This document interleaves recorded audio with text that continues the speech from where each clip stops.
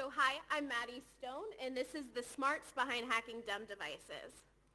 So basically my bio, I am currently a security engineer on the Android security team at Google, but this has nothing to do with that. Instead, it focuses on my first love before Android of hacking and attacking embedded devices.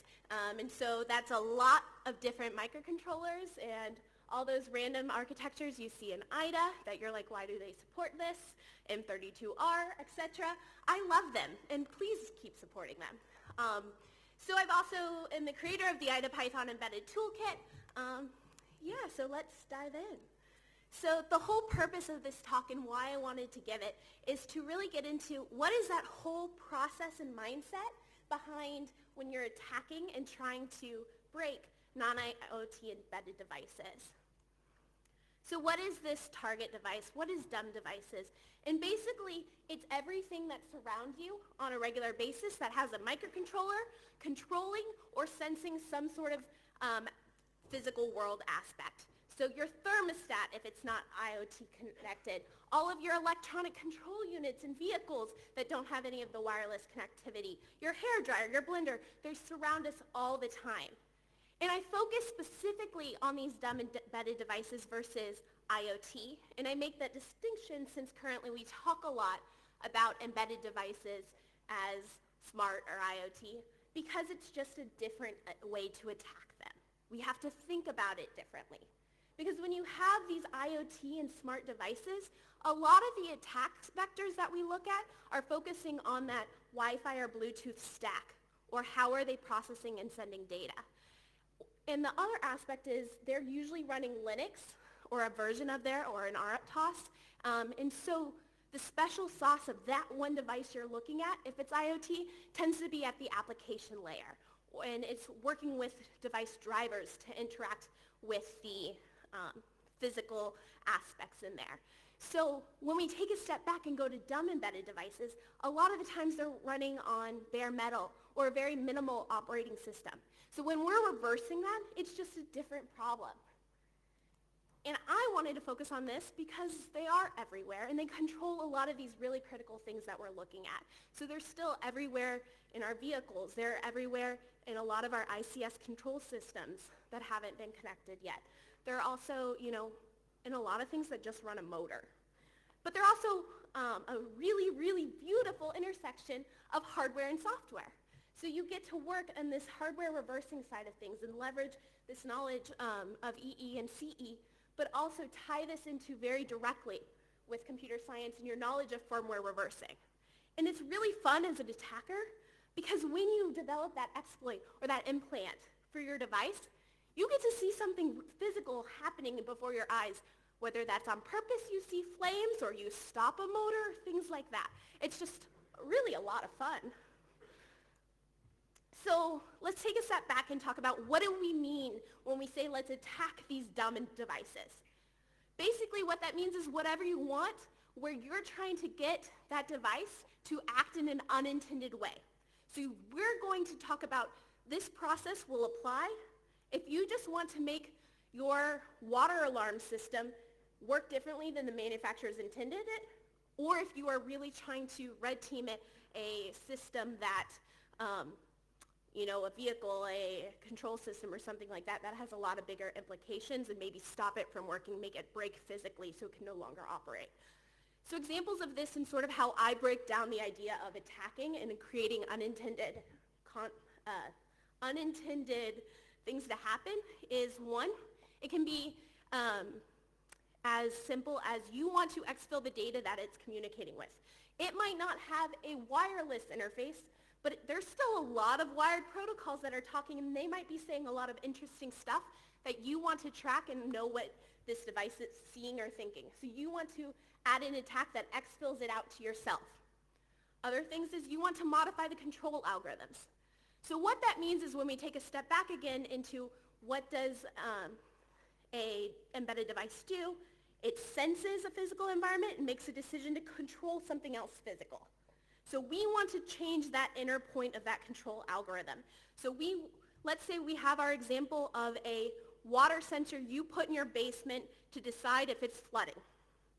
At a certain point, when it senses moisture, it's supposed to sound an alarm to tell you your basement is flooding, and maybe it turns off your water supply. So we have a couple of different places we can look and change that control algorithm. If we are trying, as a homeowner, we want it to operate a little bit differently, so we want it to sound an alarm earlier. That might be a time that we attack it.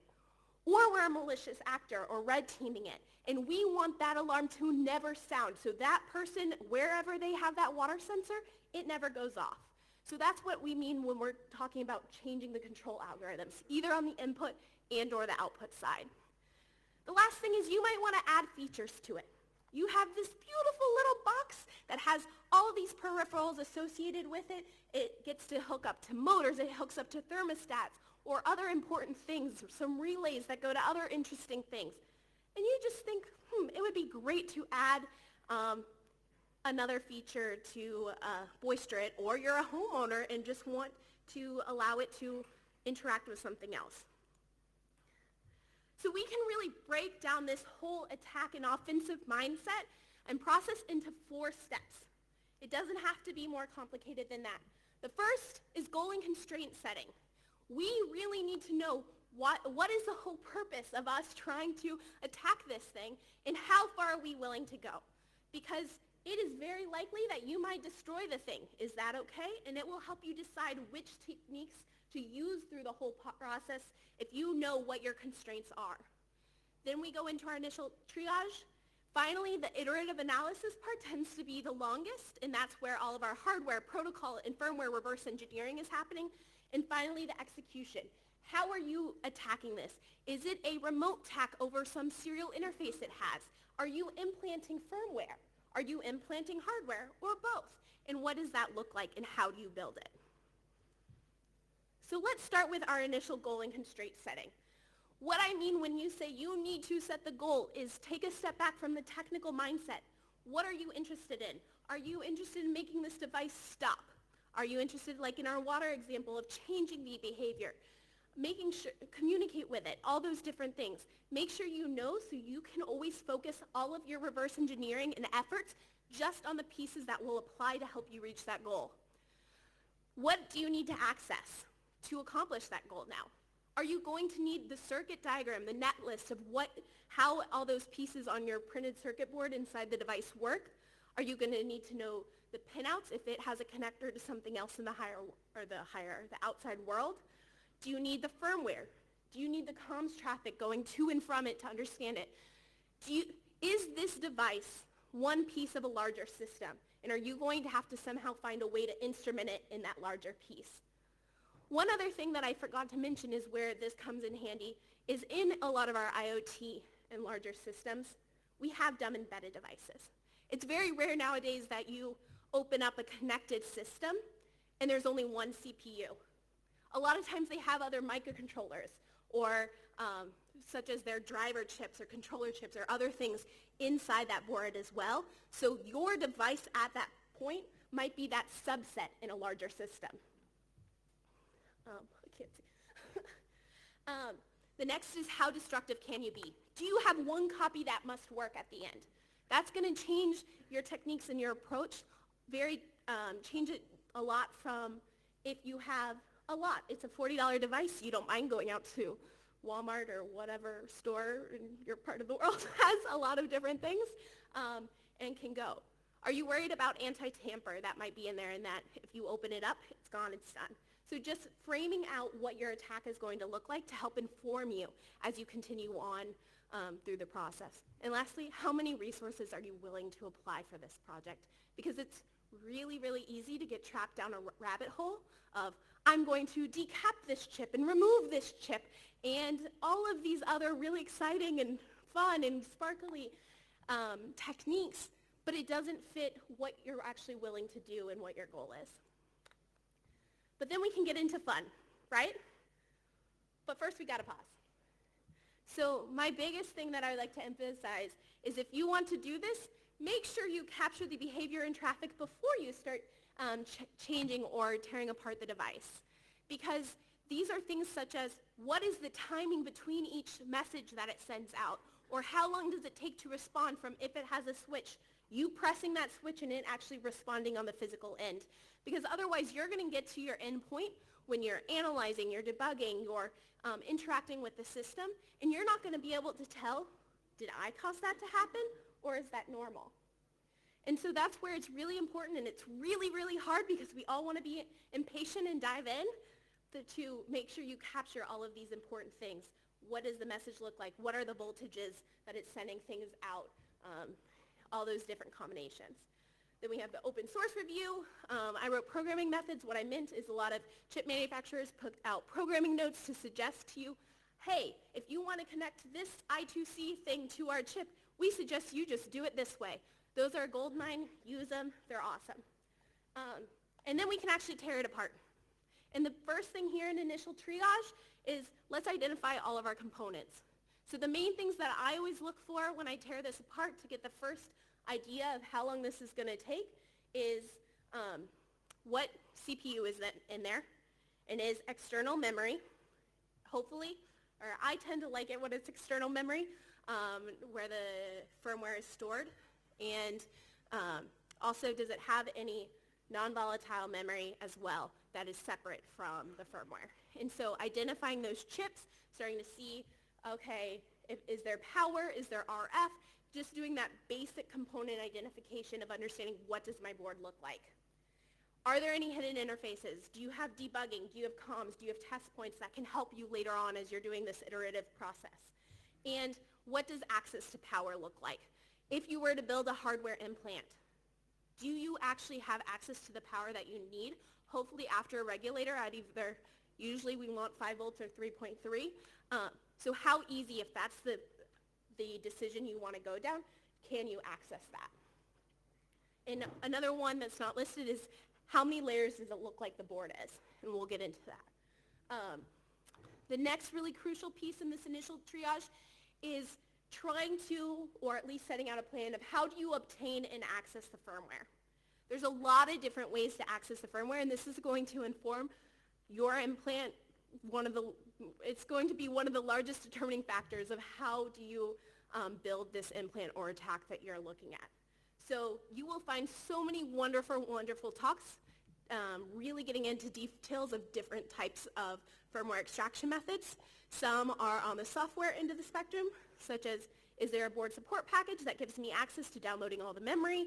Is there a serial console? Can I write in a patch because I'm debugging to read it out, even if it's bit by bit? Is it on the internet? It's a great one. So looking for any sort of debugging interfaces like JTAG, in-circuit emulation, debugging. Maybe you're gung-ho for just removing that chip and putting it in a chip reader. You get ground truth, it's great, things like that. And maybe you are really have a lot of resources at your disposal, and you are playing a highly sophisticated adversary, and you're going to decap the chip and use a scanning electron microscope to look at the transistors inside of the chip and read out the memory. So really just focusing and coming up with a plan of how do you want to obtain and access the firmware, and if it's possible. The last piece to start thinking about is, are you going to need to instrument this device? Does it need to run in that larger system? Do you need to create something that's going to talk to it to be able to have it operate in the way expected? So this is where huge decision points happen, and they can really help make you more efficient from here on. So the first one of those is, can I answer yes to both of these questions, which are, can I access the firmware, and is the firmware writable? So these two questions will be answered also by those constraints you set earlier. Maybe you can access the firmware, you can pull it off on a chip, great, awesome. But based on your use case scenario and how you want to attack this, is the firmware chip writable? So is there write enable pin connected, or can you connect to it to change it and be able to write to that chip? Are you willing to replace the whole chip to put in a new one with new firmware? Is it able to just hook up and do JTAG and be able to update it? Or do they have new security mechanisms in place that will prevent you from being able to write to it at all? And there's even cases where I've seen people change out the CPU, create a new footprint. So that's where you make up your constraints. If you have to answer no to either of these two questions, then it makes it highly unlikely that you should pursue any sort of firmware implant as your attack execution method, because you're just not going to have the time or the resources to go down that road. The next one you need to ask yourself is one we sort of talked about before, is power accessible for if I'm thinking in terms of hardware implants, and are the critical vias or traces accessible to me? So if I have a board that is 5 or 6 layers, and most of my traces and vias are on those inner layers, then it is not going to be easy for me to attach to different points to influence the operation there, because they're hidden from me. All I see are the top and the bottom layers, and I can't just put my little hardware implant on top. So these are questions you ask yourself, and if you answer no to either of these for what you need, then the answer is probably you shouldn't pursue a hardware implant. So now we got to decide, we have a lot of information, we haven't done our RE yet, but how do we want to achieve our attack? We have enough information to start thinking about that. So going back to our goal of what we want to accomplish, we see more, we know a little bit more of the system. What is that physical hardware we want to affect or alter? So in the sort of example case I gave you, there was a moisture sensor on one end and a siren on the other that tells you when you have too much water in your basement. So that means that I can really focus my analysis that I want to affect and alter either how the moisture sensor operates and or how the siren operates.